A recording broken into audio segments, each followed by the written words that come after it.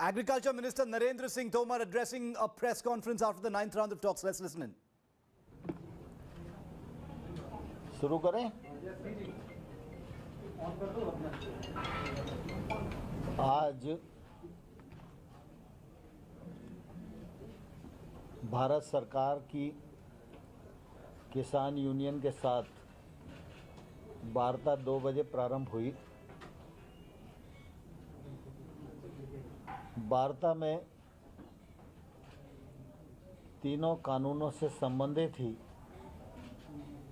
चर्चा होती रही, लेकिन कोई निर्णय आज नहीं हो सका। सरकार का लगातार यह आग्रह रहा कि रिपील के अतिरिक्त कोई और विकल्प अगर यूनियन दे तो सरकार उस पर विचार करेगी, लेकिन बहुत देर तक चर्चा के बाद भी कोई विकल्प आज प्रस्तुत नहीं किए जा सके और इसलिए आज चर्चा का दौर यहीं स्थगित हुआ और यूनियन और सरकार दोनों ने मिलकर ये तय किया है कि 15 जनवरी को पुनः दोपहर 12 बजे वार्ता के लिए इकट्ठा होंगे। वो लोग भी अपने यहाँ बात करेंगे, हम लोग भी अपने यहाँ बात करेंगे और मुझे आशा है कि 15 तारीख की जो बैठक होगी उसमें कोई समाधान ढूंढने में हम लोग सफल होंगे। सर, क्या 15 तारीख को जब आएंगे तो फिर किसानों ने ये आश्वासन दिया कि कोई नए विकल्प लेकर आएंगे, कैसे जो आप कह रहे हैं? स्वाभाविक रूप से अंदर जब चर्चा होती है तो बहुत सारी बातें होती हैं और उन सब बातों को सार्वजनिक करना उचित नहीं होता, लेकिन जब चर्चा हुई और चर्चा में निर्णय तक नहीं पहुंच सके तो निश्चित रूप से कई विषय ऐसे हैं जो उनके भी ध्यान में आए, कई विषय ऐसे हैं जो हमारे भी ध्यान में आए। तो इसलिए जब अगली चर्चा होगी तो अगली चर्चा में वो सब बातचीत करके ही दोनों पक्ष बैठेंगे। जैसे कुछ किसानों का कह रहे हैं कि ये राज्यों पर छोड़ दिया जाना चाहिए कि वो कानून बनाए कृषि को लेकर और केंद्र सरकार अपने कानून रद्द कर दे, क्या इस तरह का कोई ऑप्शन है? नहीं ब्रह्मा जी, आप कह रहे हो, लेकिन बैठक में किसी भी किसान नेता ने इस प्रकार का प्रस्ताव नहीं दिया।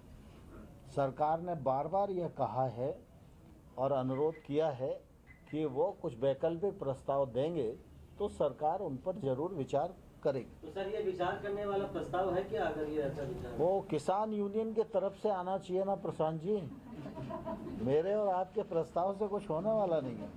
सरकार संत गुरु बाबा लखा सिंह को अप्रोच कर रही, क्या अभी भी लगता है कि ये केवल सिखों का? देखिए, हमने सीधा अप्रोच किसी को नहीं किया।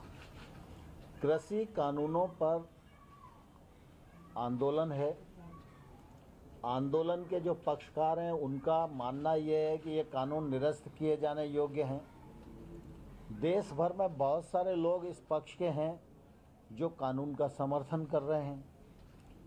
तो जो निरस्त किए जाने के पक्ष में हैं उन यूनियन से भी लगातार सरकार सम्मानपूर्वक वार्ता कर रही है। जो लोग समर्थन में खड़े हैं वो हमको जब अनुरोध भेजते हैं तो हम उनको भी मिलने का समय देते हैं।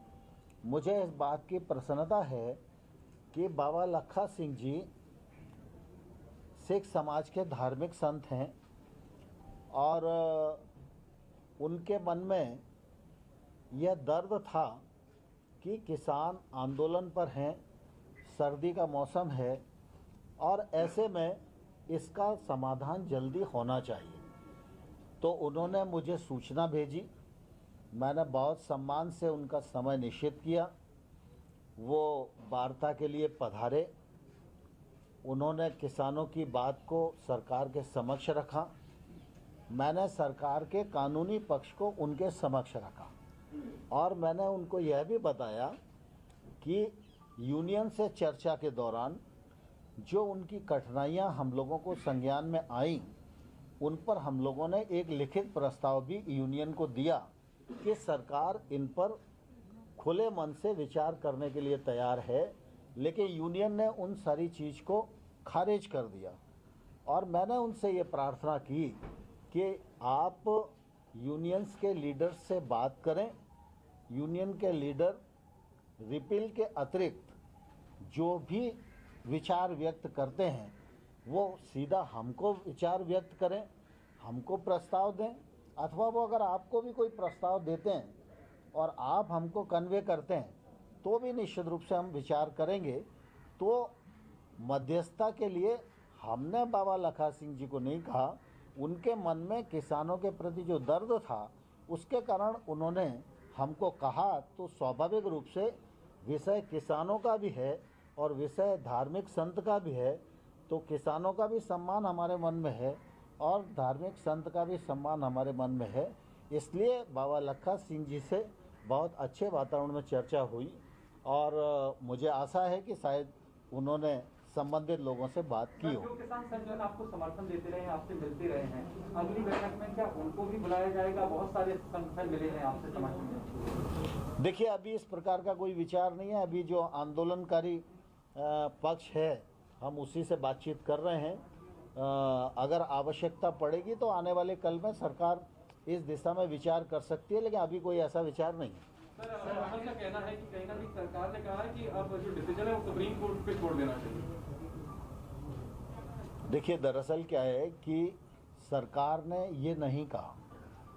स्वाभाविक रूप से हम लोकतांत्रिक देश के नागरिक हैं और हमारे लोकतंत्र में राज्यसभा और लोकसभा से कोई कानून पारित होता है तो स्वाभाविक रूप से उसका विश्लेषण करने का अधिकार माननीय उच्चतम न्यायालय को ही है और इसलिए उच्चतम न्यायालय के प्रति प्रत्येक नागरिक की और भारत सरकार की और सभी की प्रतिबद्धता स्वाभाविक रूप से है ही।